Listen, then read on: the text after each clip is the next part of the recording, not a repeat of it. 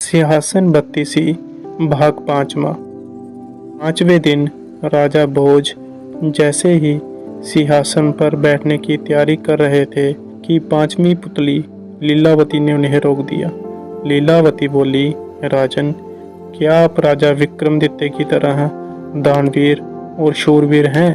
अगर हाँ, तब इस सिंहासन पर बैठने के अधिकारी होंगे। मैं आपको कथा सुनाती हूँ परम दानवीर राजा विक्रमादित्य की। एक दिन एक विद्वान ब्राह्मण दरबार में आकर उनसे मिला। उसने कहा, अगर वे तुला लगन में अपने लिए कोई महल बनवाएं तो राजा की जनता खुशहाल हो जाएगी और उनकी कीर्ति भी चारों तरफ फैल जाएगी। विक्रम को उनकी बात जच गई और उन्होंने एक बड़े ही भव्य महल का निर्माण कराया।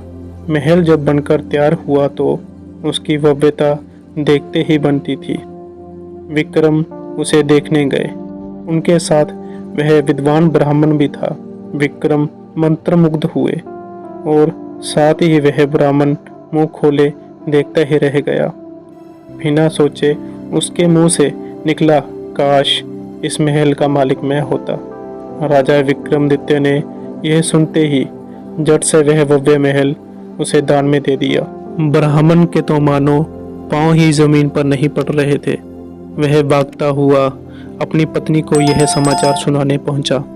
इधर ब्राह्मणी उसे खाली हाथ आते देख कुछ बोलती उससे पहले ही उसने महल को दान में प्राप्त करने की बात बता दी। ब्राह्मण की पत्नी की तो खुशी की सीमा नहीं रही। वह उसके साथ महल देखने के लिए चलने को तैयार हो गई। महल की शोभा देखते ही उसकी आंखें खुली रह गई। महल का कोना कोना देखते देखते कब शाम हो गई उन्हें पता ही नहीं चला। थके मांदे वे एक शयन कक्ष में जाकर निडाल हो गए। अर्धरात्रि में उनकी आंखें किसी आवाज से खुल गई। उन्होंने ध्यान से सुना तो माँ लक्ष्मी बोल रही थी। वह कह रही थी कि उनके भाग्य से वह यहाँ आई हैं और उनकी कोई भी इच्छा पूरी करने को तैयार है। ब्राह्मणी तो बेहोश ही हो गई। माँ लक्ष्मी ने 3 बार अपनी बात दोहराई, लेकिन ब्राह्मण ने कुछ नहीं मांगा तो वह वापस चली गई। काफी देर बाद ब्राह्मणी को होश आया तो उसने कहा, यह महल जरूर भूतिया है, इसलिए दान में मिला है।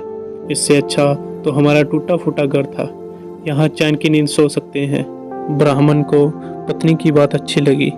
ब्राह्मण अपने घर से सीधा राजभवन आया और विक्रमादित्य से अनुरोध करने लगा कि वह अपना महल वापस ले ले, पर दान की गई वस्तु वह कैसे ग्रहण कर लेते।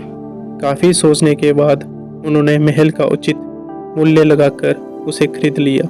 ब्राह्मण खुशी खुशी अपने घर लौट गया। ब्राह्मण से महल खरीदने के बाद राजा विक्रमादित्य उसमें आकर रहने लगे। वहीं अब दरबार भी लगता था। एक दिन वे सोए हुए थे, तभी माँ लक्ष्मी फिर आई। जब माँ लक्ष्मी ने उनसे कुछ मांगने को कहा तो वह बोले, माँ, आपकी कृपा से मेरे पास सब कुछ है, फिर भी आप अगर देना ही चाहती हैं तो मेरे पूरे राज्य में धन की वर्षा कर दें और मेरी प्रजा को किसी भी चीज़ की कमी ना रहने दें।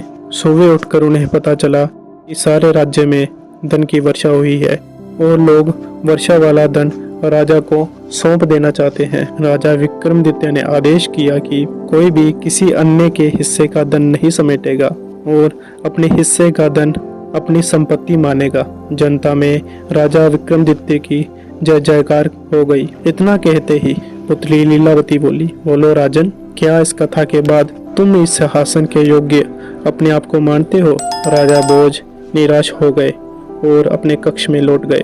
यहीं पर सिंहासन बत्तीसी का 5वां भाग खत्म होता है। कहानी सुनने के लिए आपका बहुत बहुत धन्यवाद।